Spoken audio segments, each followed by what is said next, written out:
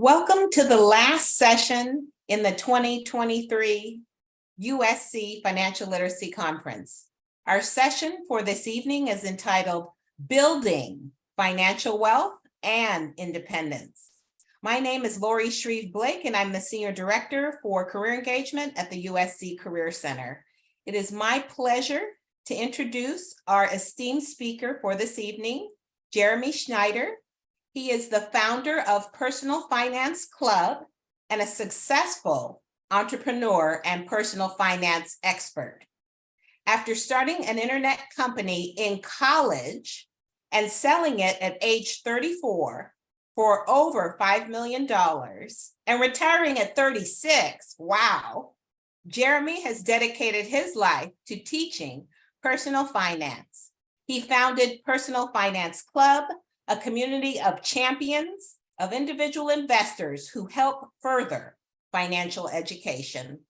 Jeremy likes playing beach volleyball and writing bios about himself in the third person. Please join me in giving a warm virtual USC Trojan welcome to our esteemed speaker, Jeremy Schneider. Jeremy? Thank you, Lori. I knew that bio sounded familiar because I wrote it. Makes perfect sense. Hi, USC. Hi, Trojans. I'm so pumped to be here. I'm so happy you're having me. This is a topic about which I am very excited and about which I care deeply. And it's really great that you guys are doing this financial literacy conference. I was talking to Sarah and Lori ahead of time about how I can basically still walk into any room in any country on planet Earth, and people really don't know very much about money. And so we just can't do enough personal finance education, either in college or in adulthood. And so, yeah, we're talking about building financial wealth and independence, and you do that through investing. So we're kind of going to walk through how to invest in this next 58 minutes or whatever we have here. And yeah, let's get started. If you don't know who I am, that bio is great. I'm Jeremy. I retired at 36. You just heard. I'm now 42. My net worth is over $4.5 million. I did sell my company for about $5 million. But my share, I didn't own the whole thing. I owned 70%. My share after taxes was about $2 million. So I retired to quit my job, and my net worth has increased from 2 million to 4.5 million through investing, like I'm going to show you. I know a lot about personal finance and investing, and I do this because I love it. I could be, I don't know, like teaching wakeboarding or something like that, much more cool, but I just really get pumped up about index funds and Roth IRAs. And so that's why we're here. If you want to follow me on the social medias, it's all Personal Finance Club. I think almost 500,000 followers now on Instagram, which is bananas because we're making fire content over there. Please like and subscribe. I'm just kidding. All right. So in the next 30 minutes or so, I'm going to break down how investing works, how to do it, which stocks to buy, how to build wealth, how to retire early, all that stuff. But at any point, it might get a little complicated. And so it's really important to remember these two things. All of the intricacies in the world of finance and investing can be overwhelming.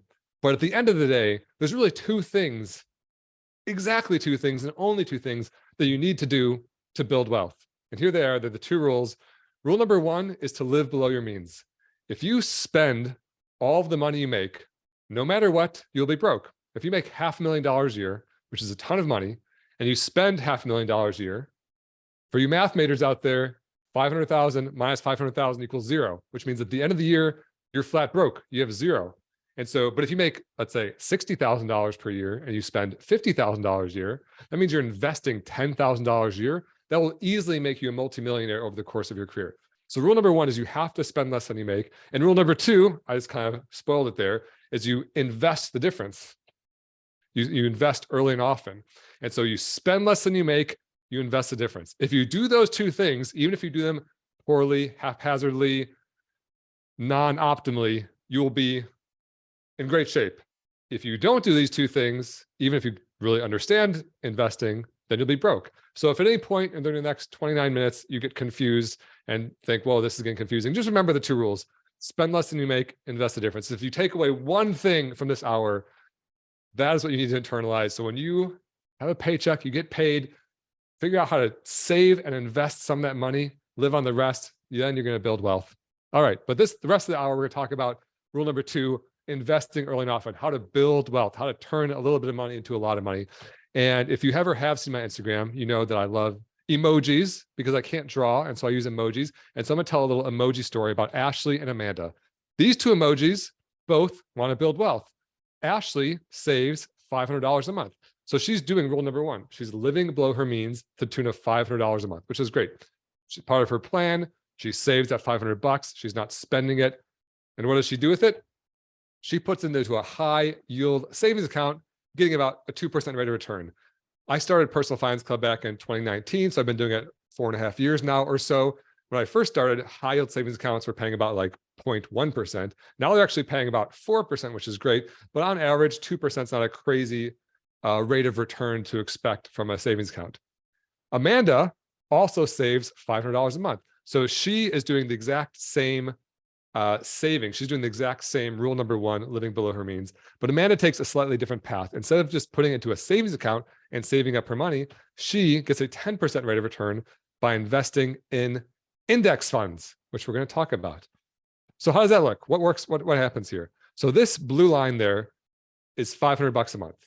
$500 times 12 months times 40 years, which is how long this chart covers, is $240,000. So both Ashley and Amanda saved $240,000, which is a very impressive sum for certain, but it's also not retirement money. You can't really retire on $240,000, right? So what does Ashley do? Well, she didn't just put it under the mattress or bury it in her backyard. She put it into a high yield savings account, getting 2%. So she ended up with $365,000, which is better. It's $125,000 better. I wouldn't kick $125,000 out of bed for sure, but still, we're not really in retirement territory, and we're certainly not in retire early territory. So how does Amanda do? Well, she didn't get that 2% rate of return. She got 10% rate of return. What did that turn into? It turned into $2.9 million. And the work, the hard part that they did, the work they did to earn money, the work they did to be frugal and save was identical. The only difference is where they decide to put their money to work. One in a high yield savings account, one in an index fund. And the difference was massive. It's the difference between not being able to retire because you don't have money to being a multi-millionaire, potentially being able to retire early because you have enough money to stop working. And that's dramatic. And so you might be saying to yourself right now, okay, Jeremy, but these are just colorful emojis drawn on a chart that you made in Excel with made up numbers. And that's very easy to do. And you're right, it is easy to do, which is exactly why I like doing it. But point taken, the question is though, what would this have looked like in the real world? What if Amanda would have put her money into an index fund over the last 40 years? Because notice we had that coronavirus crash recently and the market was down 20% last year. And we had the great financial crisis and the dot-com crash and all this horrific stuff you hear about in the news. Would she have actually made $2.9 million? And the answer is no. She would have actually made just over $3 million, about $3.2 million. And actually this data goes through the end of 2022, and we're actually up about 7% this year. So the number is really about $3.4, $3.5 million. And you can see the actual ride of investing is bumpier than this smooth imaginary 10% curve, but it stays pretty close to that 10% over the 40-year period. And dramatically, even the worst day at the bottom of the financial crisis, we're still above the savings account number, right? All right. And that does equal a 10% rate of return. So how do you do this? Well, here is the actual growth of the S&P 500 over the last 100 years or so, from 1922 to 2022. You can see, actually, you can't see this little baby nothing right there is the Great Depression, Black Monday in 1987, when the market crashed like 30% in a day, dot-com financial crisis. This was the COVID crash back in 2020. But so hard to see. I'm going to show you this exact same chart on a logarithmic scale. Again, the math majors will know that that's going to put the exact same data there, but it's going to basically even it out. So a 10% drop over here is the same as a 10% drop over here. And this is what it looks like. And so now this red line here is a 10% rate of return. And this green line is the actual return of the stock market. Like if you bought into this, like the entire stock market over this time. So you could see for sure there's like bumps in the road. And you could cherry pick dates. You're like, all right, if I put all my money in on the worst possible day and sold it on the worst possible day, you'd for sure lose money over short periods of time. But if you pick any 20 or 30 or 40-year period, you're getting really darn close to that 10% rate of return. And this is the S&P 500. And the S&P 500 is essentially the 500 biggest stocks in the US. And you can get this 10% rate of return by buying stocks. And so then the question is, which stocks do you buy? You could buy Netflix or Microsoft or Nike or Amazon or MasterCard or Apple or FedEx or Chase or Berkshire Hathaway or Johnson & Johnson, et cetera, and you probably have heard people open up Robinhood accounts. They might buy Tesla, they might day trade, they might pick and choose stocks. And it's a very difficult problem to figure out which stocks to choose. And so we're going to rely on the wisdom of crowds real quick. And I'm going to ask, which stock is the best to buy? And I'm going to give you options. You can choose from Google, Amazon, Tesla, another stock not listed, or I don't know. And message it, put in the chat. Can we chat here in the webinar? I don't know if people are able to chat. Yes. Yeah, Okay. they can put it in the Q&A. Okay. That might get messy, actually. Just think to yourself, because I think that we might try to save the Q&A for the actual questions. So think to yourself which one you would pick, because I think there's actually a correct answer to this question. And the answer to that question is, in my opinion, E, I don't know. If I knew which stocks to pick ahead of time would be the best stocks, I would be a much more wealthy man than I am. And the reason that I don't know which stocks to pick is because the market is efficient. What that means is that the sum total of public human knowledge is constantly and instantly being priced into every stock in the market. So you might say to yourself, hey, Apple is a great company. You have an iPhone, I have an iPhone. They must make a ton of money. I'll buy Apple stock. See, there's my iPhone. And that's true. Apple is a great company. But the problem is when you buy a share of Apple stock, you're buying it from someone else who's selling it to you. And that seller also knows that Apple's a great company. And so they're not going to sell it to you for a discount. They're going to sell it to you for as much as they can get. They're going to sell it for such an outrageous price that they would only be willing to sell it once you've paid way overpaid. You're like, okay, Apple's not that great of a company. And that's how these prices are set, by buyers and sellers basically agreeing on like the future prospects of a stock. So I'm going to give you an example. When I used to ask this question, I'd always get Tesla. Everyone would say, Tesla's the best stock. And so I'd say, all right, let's say you want to buy a share of Tesla stock. There's Tesla stock in the middle. It's not just you and me who are on Robinhood who are trading with each other. There are some like very sophisticated, smart players in the stock market game. For example, there are companies who hire teams of analysts, and these analysts went to the best schools in the nation, like USC. And these analysts, these USC Trojan grads, will get paid, move to Wall Street and get paid big money to basically interview former Tesla executives.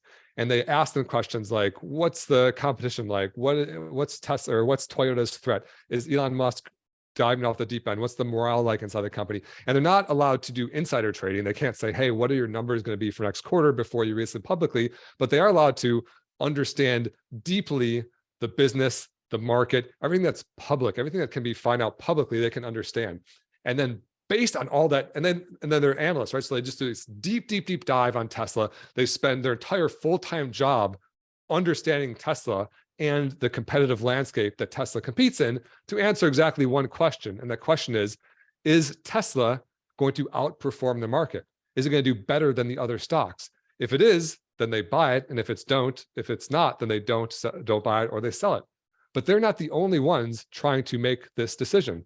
There's also these companies who literally shoot satellites into space to orbit planet Earth to take pictures of Tesla factories. And then they count how many cars are coming off the Tesla factory line. And they try to do another analysis to figure out, is Tesla going to meet or outperform or underperform previous quarters estimates of their production estimates. And like, let's say Tesla said they're going to produce 50,000 cars, and they only counted 10,000 cars coming off the line in that quarter. They're like, ooh, Tesla's about to release some really bad news. They're going to sell Tesla, right? But notice that they're connected by these little emoji ropes here, because they're in a tug of war. When you go search the price of a share of Tesla stock, it's being set by these two players competing against each other and trading with each other, right? And so maybe the analysts that say, oh, Elon's too crazy, the morale is really bad, Toyota represents a really big threat, we're selling Tesla. But maybe the Salad Research company is like, ooh, they produce more cars than they said they're going to produce, we're buying Tesla. And then the price gets set by those two players. But they're not alone. There's yet another player, which is these algorithmic trading companies. So I personally have a degree in computer science, actually a master's degree in computer science as well. I have friends who have PhDs in computer science, and some of these super smart computer nerds will go get jobs at these trading companies, and they crunch these massive data sets. They look at all the other stock prices. They look at breaking news, they look at Twitter sentiment, they look at the barometric pressure of Manhattan. And based on, using artificial intelligence and big data and all that stuff, they try to make a decision in a thousandth of a second what Tesla is about to do, which adds like this incredible liquidity to the market. So Tesla is accurate to like a penny anytime you try to buy it. But then they're not alone still. There's another player in this game, and that player is you. And so when you are at a dinner party next weekend, maybe sipping on some apple juice if you're under 21, and your buddy or your uncle or your cousin says, Tesla's going to be got a great quarter coming up, or Tesla's the future, electric cars. He doesn't know. I don't know. You don't know. All the sum total of public human knowledge is constantly being pressed into this one Tesla stock. And that's good news and bad news. It's bad news because it means you and I can't just sit at home and scratch our chins and do a little bit of online research and figure out, is Tesla going to do better than the rest of the stocks? We can't, because it's too efficient. There's too many players constantly putting information into that stock price. That's the bad news. The good news is if you just randomly pick a stock, you're getting the same price these other guys are, right? You're getting the same fair market price because that price is always being set based on all those players. So if you can't pick individual stocks, what do? Enter the mutual fund. What is a mutual fund? It's a very kind of fancy sounding word. Mutual means a bunch of people, all these emojis over there. Fund means like a big account, like a bank account. And a mutual fund is when all these people put their money together into a big fund, like a big bank account. Then there's a manager who takes that money and then buys stocks with it, like Apple, Amazon, Facebook. And so this basically is an improvement over individual stock picking. Individual stock picking is very difficult for the reasons we discussed. It's also logistically time consuming, can be expensive, can be risky, yada, yada, yada. This manager, this mutual fund is an improvement. So now instead of you picking stocks individually, you have someone on your team, a mutual fund manager whose entire purpose of being is to buy the stocks for you in one nice convenient package, and then basically return the money to you. And so you just put your money in, all the trading happens inside of here, and then you get your money back. The downside to and this is what's called an actively managed mutual fund, because this manager is actively choosing which stocks go in here. The problem with these actively managed mutual funds is that the manager charges a fee for their service. And, for decades, this was kind of the state of the art. Like, my parents invested in mutual for many years and did great. And you can still invest in mutual funds today, and it's perfectly fine. But it's not optimal, I would say, because of the impact of fees, as I mistakenly hit the keyboard. That little emoji bag of cash that the mutual fund takes out of the fund every year to pay their salaries and their profits and their overhead and all that stuff. Alexa, stop. Alexa, stop. Why was there an alarm? I don't know. Sorry about that. That's what happens when we work from home. That fee erodes the growth of the fund. So if we look at the impact of those fees, this is an actively managed fund, this red line, and this green line is an index fund, which we're going to explain in a sec. And you can see there's basically a 2% fee. So if instead of getting the 10% total growth of the stock market, you're getting a 2%, or so you're getting 2% less and 8% total growth, you end up with about half as much money over the course of 40 years, or 42% less. And like, if you can turn 240,000 into 1.6 million, that's still very good. You will probably still live a long, happy, healthy life, and that will be fine. But if you could have an extra 1.3 million, you could buy like a $1.3 million house and still have your 1.6 to live on. That would be better. So enter the index fund. My personal favorite way to invest, where basically all of my 4.5 million is invested, except for my house, which is behind me. What's an index fund? Well, it's actually a specific type of mutual fund. There's still a bunch of people, these emojis, who mutually put their money into a fund. But this time, there's no manager.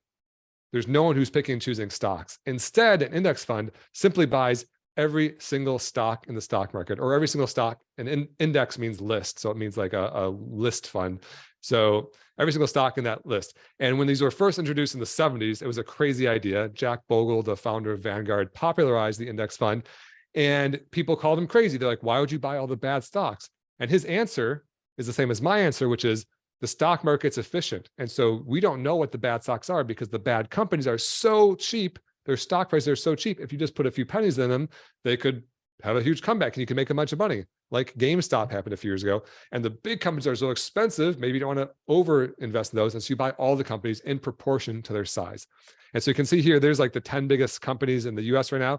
Then here is the other 490. And so all these companies together make up the S&P 500. So this would be an S&P 500 index fund. And then after the growth of all of those stocks and dividends paid from all those stocks, the fees are just pennies. Now there's not big profit margins and overhead by the manager, and the returns are bigger. So you can see these emoji dollars are bigger than they were in the last frame because you get more money back. So you basically get your full 10% instead of your 2%. That's what an index fund is. That's how I invest. This has all been very abstract. Let's make it a little bit less abstract. This is what an index fund looks like. So I Googled VTSAX. That's called a ticker symbol. It's basically the little shorthand 1 to 5 digit like shortcut for an index fund.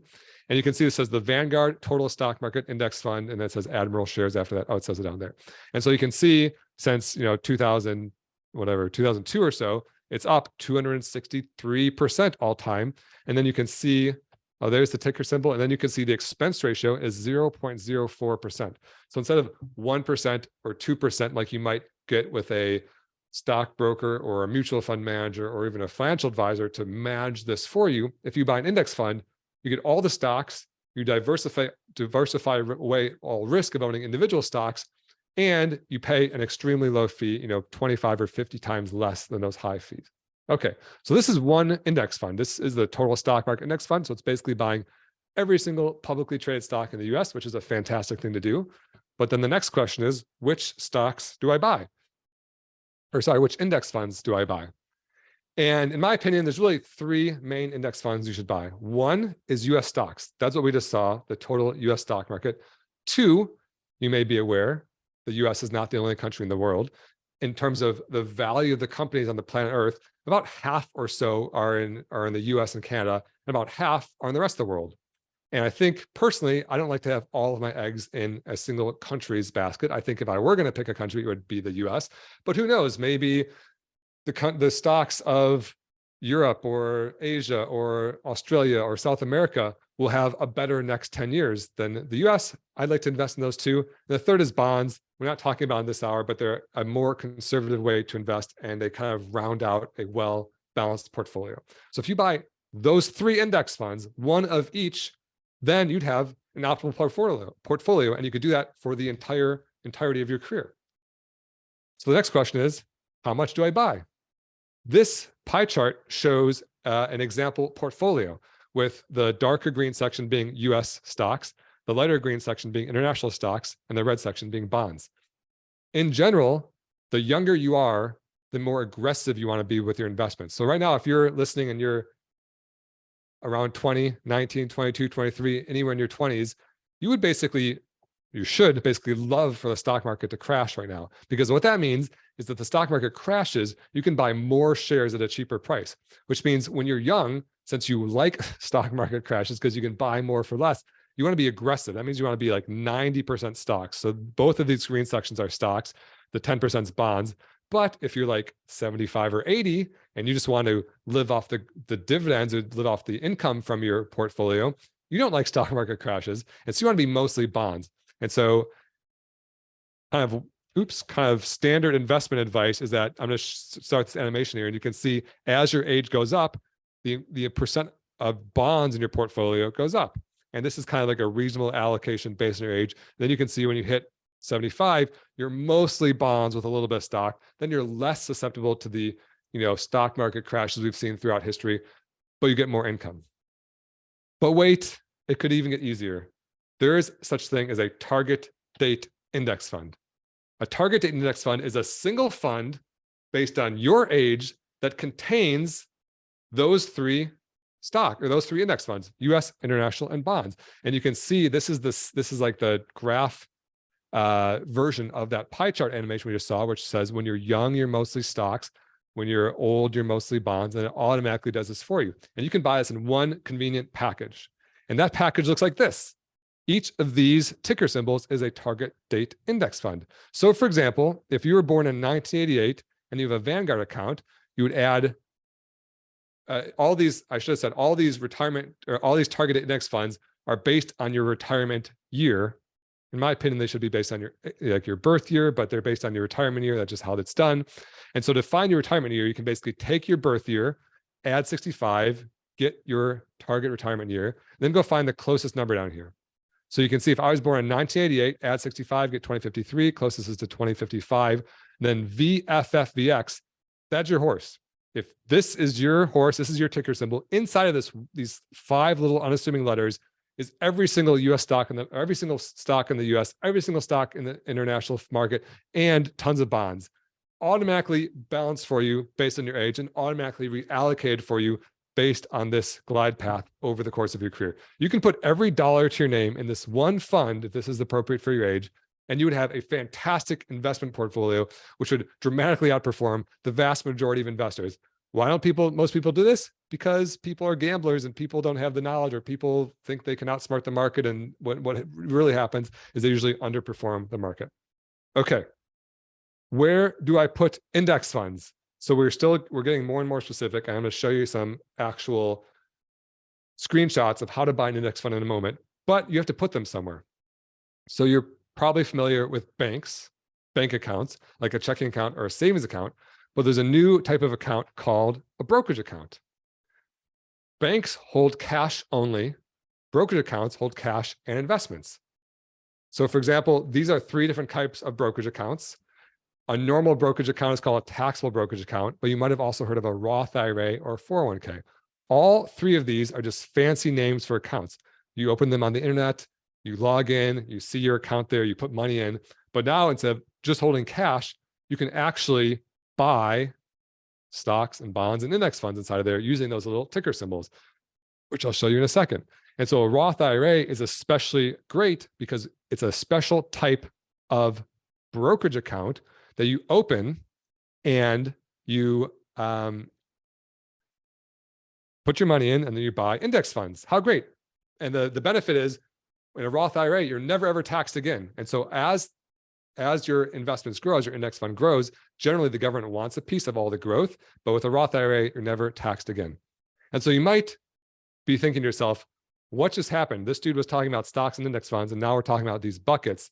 What's going on here? What's the difference? And so if that's you, you might be getting confused with the layers of investing. And so I think this chart might help clear it up. At the core of investing is stocks and bonds. Amazon, Visa, Netflix, Tesla, Microsoft.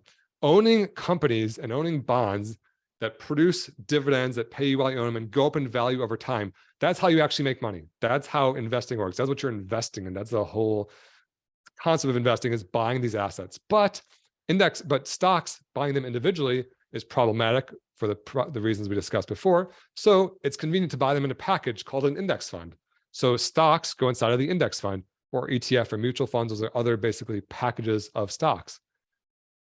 But index funds have to go somewhere. You can't put them in your pocket because they're not a physical thing. It's like this abstract investment fund, right? So where do those go?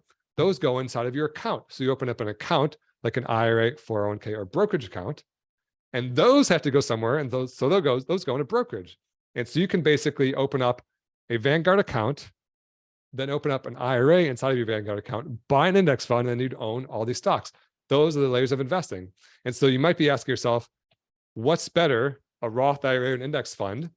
And if you are asking that, which I get asked all the time, the answer is that doesn't make any sense, unfortunately. Most questions, it's a great question, but the question doesn't really have an answer because you need both.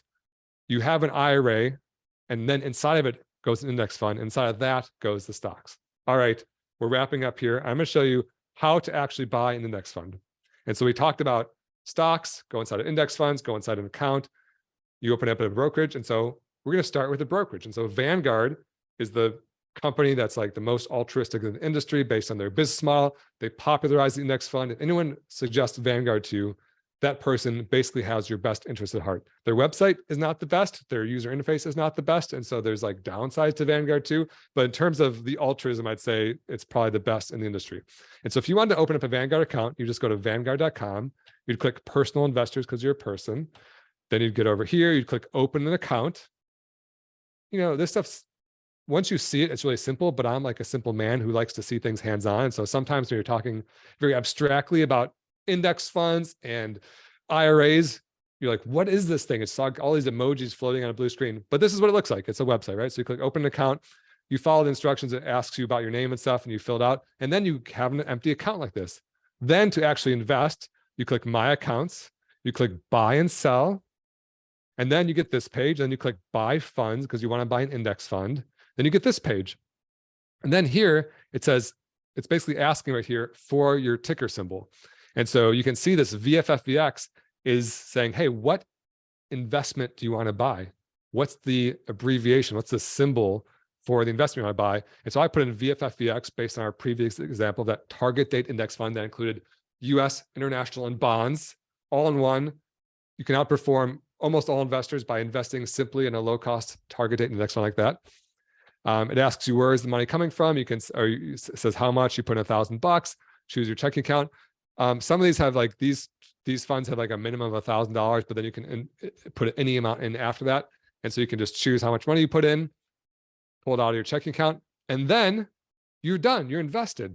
And so let's go through those layers of investing in. At the top is the brokerage, like the bank or the company we use, the investment bank that we use to invest. So I used Vanguard.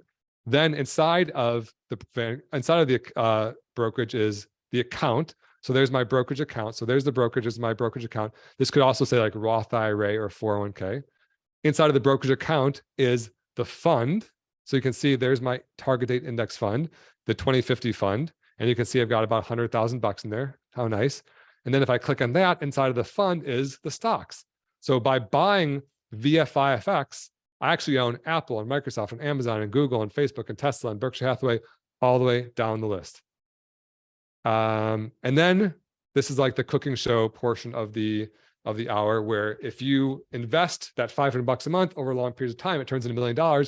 You end up with an account that looks like this. And so this is my actual, most of my money is in Fidelity, not Vanguard. And these are both my real accounts, by the way. And so you can see I've got about 2.8 million bucks in there. And this light blue line is like how much money I put in. And then the dark blue line is how much money it's grown to. And so you can see I put in about, 2 million bucks, and it's grown to about put in about like 1.7, it's grown to about 2.9. So it's about doubled over this 5-year span or 6-year span or whatever that is, which is how I retired at 36 and how I continue to grow my wealth, even though I'm not really having an income. And that's investing in a nutshell. And I think we have the rest of the hour for questions. Yes. We have thank you so much, Jeremy. Yes, we have the next 30 minutes for questions. So students and alumni, I see there's about 30 questions in there, and keep throwing them in there. And we will answer as many as we can. So here's one question. And I thought it was actually a good one. What's the difference between a credit union and a bank? And is there any preference for one over the other? That has nothing to do with investing. You basically don't invest at credit unions or banks. Yes. As an individual, it's the way you use them is virtually identical. Credit unions have like a slightly different business model where they're owned by the people who deposit money there. And so when you open up a credit union account, they'll call you a member. You might have some sort of like membership letter that you get. They might have slightly lower fees. In practice, it makes almost no difference. If you really hate Bank of America or Wells Fargo because of their business practices, you'll probably be happier at a local credit union. But one or the other isn't going to change your financial life. I actually have used both. I like supporting local credit unions. And so when I open up local accounts, I do use a local credit union. But it's really just kind of like a nuanced business model thing, and it's nothing that matters basically to an individual saver investor. But of interest with what we've talked about for the last 40 minutes, you don't invest. If your credit union or your bank is offering to open an IRA for you, you should say no, because it's basically, you can't invest with the bank. They just hold your cash. You can buy CDs and things like that that have very low rates of returns, but you want to invest with a brokerage like Vanguard, Fidelity, or Schwab that has the actual ability to like buy index funds, bonds on your behalf. Okay, wonderful. I thank you for explaining the difference between the two. Okay, here's another great question. Can international students on work visas residing in the US invest in index funds and create brokerage accounts? So anybody can. The taxes and ownership of that account is a little bit beyond my area of expertise based on your status. I think to open up a US account, you need to have a US Social Security number because you pay US taxes. And so if you don't, you might be opening up an account that serves your home country. And there are brokerages. One big one is Interactive Brokers that serves basically every country on earth. And so you can open up an Interactive Brokers account and then buy your index funds there. But the specifics of the tax for international students is kind of like beyond my specific area of expertise. Okay, thank you, Jeremy. Here's another question. There's somebody who is in medical school and is living on loans and wants to know, do I use loan money to invest in an index fund? I wouldn't. In my opinion, loans represent risk, and you're already experiencing compound growth with loans, but it's like negative compound growth. And so generally, students who have student debt should be, in my opinion, aggressively paying down that debt as quickly as possible, because once you've paid off that debt, then you can use all those big payments to invest and then really get out of the game without risk. If you're taking your loan money and putting into investment, you're just putting yourself in this very risky position where the investments could go down, but the loan's still going to be due. And then you'll have, amplified your loss by investing borrowed money. Instead, you should be minimizing your debt as much as possible, paying it off as aggressively as possible as soon as you have an income.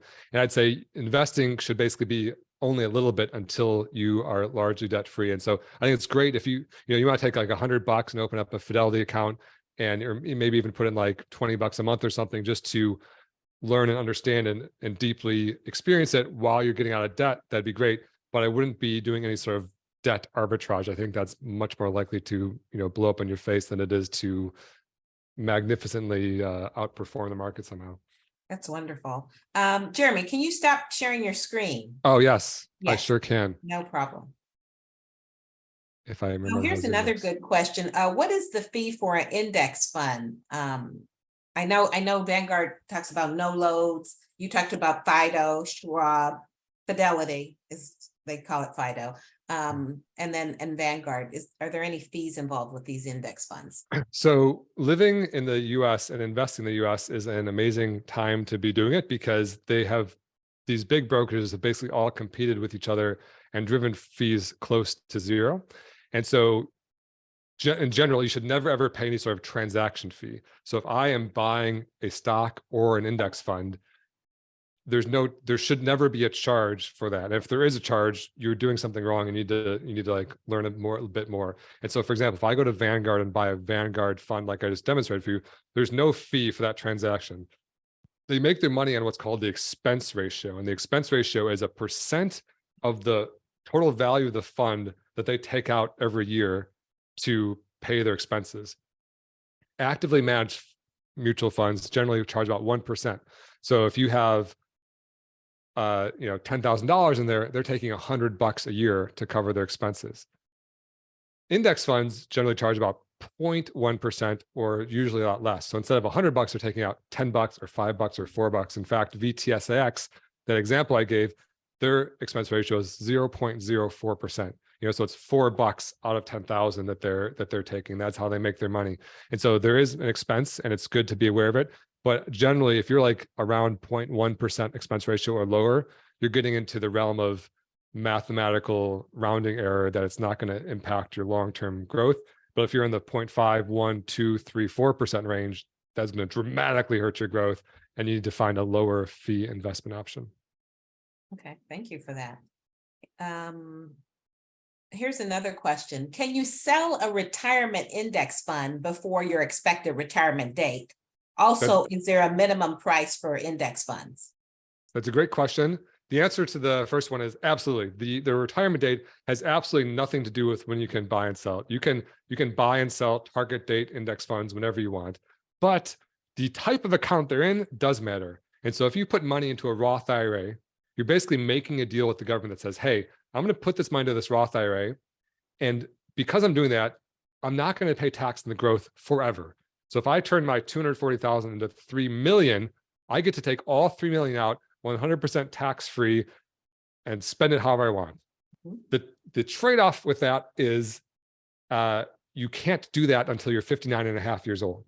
You can technically take out what you put in. You can take out the principal, the contributions anytime you want. And so it's not it's not a terrible place to go if you do need to have like an emergency or something. But in general, when you're investing in retirement accounts, the idea is this is long-term investments for 59 and a half plus. But whether it's a target date fund or a stock or an index fund, none of that matters. What matters is the type of account.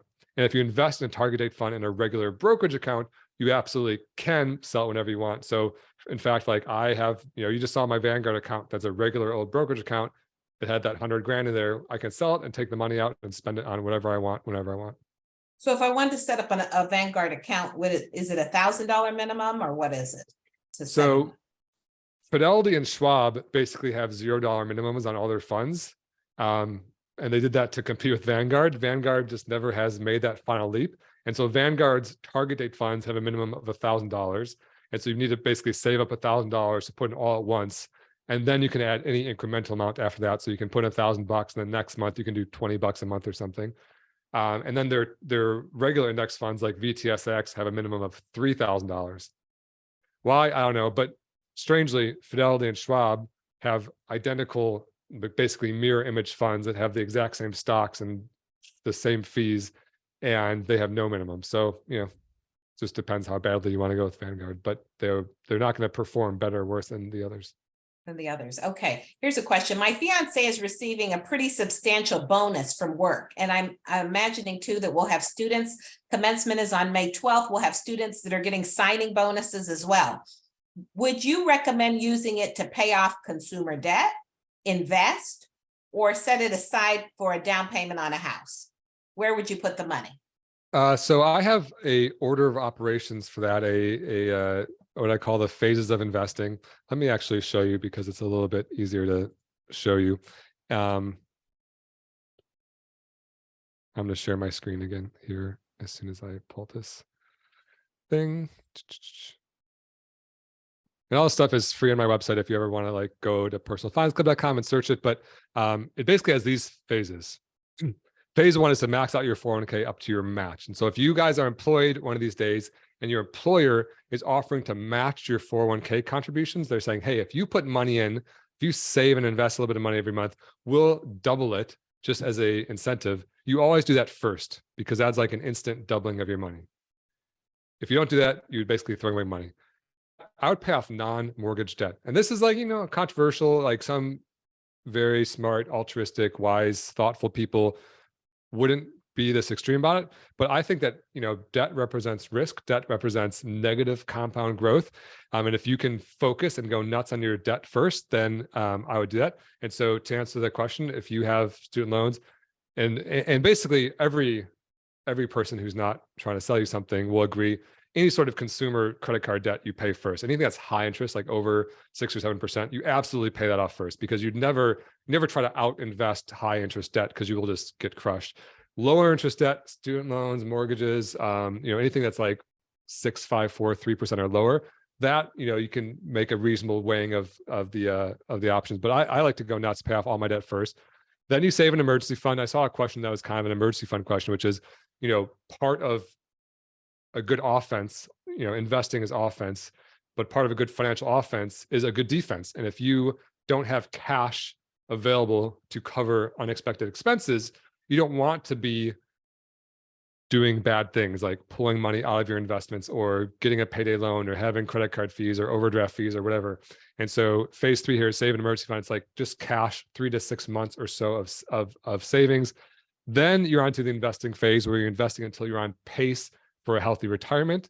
And so you basically put your money or your numbers into an investment calculator. I have one right on my website here that says investment growth retirement calculator, and see, okay, am I going to have enough money by traditional retirement age to invest or to retire?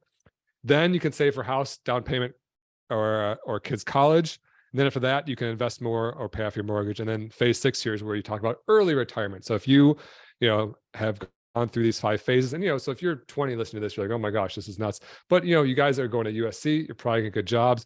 You could probably plow through these in a couple of years. And then when you're in your mid 20s, you're on to like these phases down here. You could be in an extremely good financial position in your mid 20s, which would be much better than people who I talked to in my 50s who are like up here somewhere and haven't saved yet. So this is the order I would do it in. I think it's safe, it's reasonable, it's focused, and all the explanation is down here if you guys want to read about it. Thank you, Jeremy. Here's another question. For 401k contributors, do you recommend only contributing the employee match max or max it to 10%? My employer matches 6%. Should I reduce from 10% to 6%? I need to share my screen again because I have great answers to all these questions.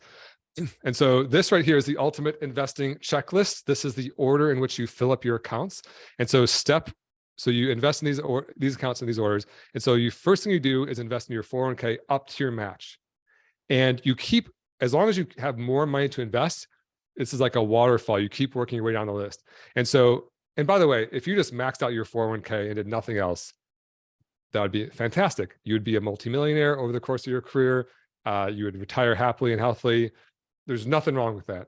It can be a little bit more optimal. The reason why you don't fill up your 401k before doing these 2 accounts is because 401ks typically have higher expenses. They typically or often have worse investment options. And so you take advantage of the max first, of the match first, then you invest in an HSA and a 401k. These both have annual contribution limits of $3,850 and $6,500 for 2023.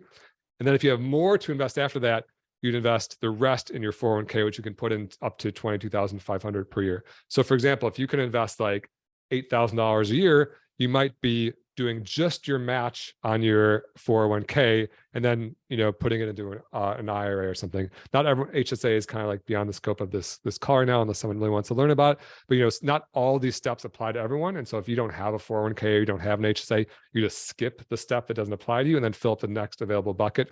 And then the good old fashioned taxable brokerage account, you can put any amount of money in. When I sold my company for $5 million, I called my brokerage and I asked them, can I wire $2 million to this account? Is there like a max? And they laughed at me and they're like, no, there's no max. You can put any amount of money in there. And so, but you do put it in this order so that you maximize the match, you maximize the tax advantage, and then you minimize the fees. That's why this order is preferable. Okay, great. Thank you. The other part of your website, not the one you were just on, where you're talking about how to kind of pay things off in your checklist. Where do student loans fit in that, in terms of like getting rid of debt? And it's phase 2. It's any non-mortgage debt. And the reason that I separate mortgage debt is because a mortgage is a loan for a house. You can sell your house and pay off your mortgage basically whenever you want. But all this other debt, student loans, car loans, credit card loans, medical debt, is basically not backed by a physical asset that you can get out of. And so, like I said, there are very smart, kind, altruistic people who would say, hey, slow pay your student loans. Like if it's a 5% loan, pay it off as slow as possible. You could potentially get 10% of the market and you got the 5% guaranteed cost. You could do some optimization there. But in my opinion, there's a emotional burden to debt. I think there's a mental and habitual factor to this. If you're used to debt, you go into more debt, and this monthly payment life where you're just making payments your whole life, and then you wake up and realize you haven't built any wealth. If you can get focused and go nuts in that debt and get student loan debt free, figure out how long it's going to take you based on your income when you graduate. Maybe it's going to take you 3, 4, 5, 6, 7 years, whatever. But let's say it took you 7 years. If your only focus was your student loans, then you're 29 years old, student loans free, and you were probably paying thousands of dollars a month to pay those off, depending on how big your student loans are. Then if you switch those debt payments to investing, you're like on a rocket ship to multimillionaire status without the risk of those loans keeping you crushed for the remainder of your 30s and 40s. And I'm 42, and I'm a young whippersnapper. And so if you're 20 and worried about being 29, just keep in mind that's still very, very young. Yeah. So a few questions, Jeremy, on taxes, and so I'll try to combine them. Do I have to note these investments on the taxes. And if I withdraw money from an index fund, should I pay taxes on the profit? So Great questions. if it stays in the index fund, do they pay taxes while it's accumulating? And when they sell it, I think they do pay taxes, but you can answer both of those. Yeah, great questions. And the answer with anything tax related is like, it's always kind of complex, but in general, to answer, first of all, yes, when you are investing, there are tax implications, and your brokerage, like if you use a Vanguard, Fidelity, or Schwab website, early in the year, in February or March, they will give you a tax form that's like, it's like a 1099 div or a 1099 INT. And you basically take that and you type it into TurboTax, or you type it into, or you hand it to your CPA, or take it to H&R Block, or whatever you do with your taxes. And it basically tells you the numbers that your tax software needs to know to do it. And so it does have tax implications. You do get that form. You do have to like put that into your taxes. In terms of the taxes, how it works, if it's inside of a Roth IRA, you never pay taxes again. So you can buy, sell, day trade to your heart's content. This is one of the reasons I used to not like Robinhood, and they're getting better. But Robinhood would basically encourage trading, like encourage day trading, but they didn't even offer a Roth IRA. And you could open up a Roth IRA. You could day trade inside of a Roth IRA. Don't recommend it, but you could, and pay no tax on any of those trades because everything inside of that account is protected. Inside of a regular taxable brokerage account, like you were saying, as long as you hold an index fund, like let's say you put $10,000 into an index fund and it grows to $100,000. If you don't sell it, you don't pay tax on that gain until you realize that gain and sell it. Then you would pay, like, let's say the 10,000 grew to 100,000 and then you sold it. Then the government would say, hey, you just had a long-term gain of $90,000. You owe us some of that gain on the profit. Index funds and stocks also pay dividends, and those are taxed annually. And so like if I put $100,000 into a total stock market index fund, every year I'd get about $2,000 paid to me in dividends. Those you have to pay taxes on every year, no matter what. And then you only pay tax on the gain in share price when you sell or when you realize that gain. It's not like what I just said, like seemed like a lot. It's not. Like the big takeaway is they only tax you if you make money, right? Like it's a good thing because if you're paying tax, it means you made money, it went up in value. If you put $100,000 in and then 6 years later you take $100,000 out, there's no tax because you didn't make any money. In fact, you probably might have lost some money because the share price went down to account for the dividends or whatever. But yeah, in general, you only pay tax on the gains, and it's not that complicated. You just take the form that they give to you, put into your website. And so what's the difference between the Roth and the traditional IRA, and why should our students really leverage this Roth as they graduate and go into the work world? I have a post for that. It's about trees. I need to share my screen again. I hope you don't mind this constant sharing and unsharing of sharing my screen. So in a regular taxable brokerage, so imagine you get paid, and you get paid in seeds, like seeds that you can plant. In a normal taxable brokerage account, if you get paid 10 seeds, Uncle Sam says, hey, you just made income. We have a federal income tax. Give me 3 of your 10 seeds. And so you can see those 3 seeds are crossed out. But then you take your remaining 7 seeds and then you plant them in the ground. They grow to 7 mighty trees. Then Uncle Sam says, hey, you just turned seeds into trees. That represents a gain. Give us some of your trees. And they take 2 more trees. So you end up with 5 trees. That's how a taxable brokerage account works. In a Roth IRA, you still pay tax when you make the money. So if I get paid 10 seeds, I still pay my 3 seeds tax, but then I never get paid or never get taxed again. And so you can see in a Roth IRA, I get all 7 trees. In a traditional, it's the kind of the opposite tax timing of a Roth. If you put money into a traditional account, the government says, hey, you can take that money from your paycheck, put into a traditional account, and not pay tax this year. It goes straight in, never been taxed before. But when you take it out, we're going to tax you on the entire amount because we're going to tax you the entire amount because it's never been taxed before. And so they tax you 30% here, 30% here. The net result is you get 7 trees in a Roth or a traditional. In a taxable, you get 5 trees. And so they both represent a tax advantage over the taxable brokerage account. Which one is better? The answer is, it gets kind of into the weeds. Generally speaking, it's based on when your tax bracket is going to be, Yes. when your tax rate is going to be higher. If it's higher in the future, then Roth is better. If it's higher now, traditional will be better. Generally, for young people, Roth is better because you're more likely to have higher taxes in the future. We actually have historically kind of low taxes right now for especially in the higher tax brackets. Back in the day, there was like 70, 80, 90% marginal tax rates on very high incomes. Now that number is like 34 or something. And so, I have 2 employees that work for Personal Finance Club. All of us put all of our money into Roth. And so if you just aren't sure, use Roth as a tiebreaker. If you're like 55, you've never saved before, you're making 600 grand a year and in a super high tax bracket, then maybe traditional makes more sense because you want to get that tax break today. But for most people, especially young people, Roth. Wonderful. Well, we have a few minutes left, and Sarah O, who I want to thank again for planning this 2-day, it's chocked with so much good content conference. Sarah's going to come back on. She has some closing remarks, and we want to thank Jeremy for spending this hour with us and sharing about his amazing Personal Finance Club and expertise and being able to retire at 36.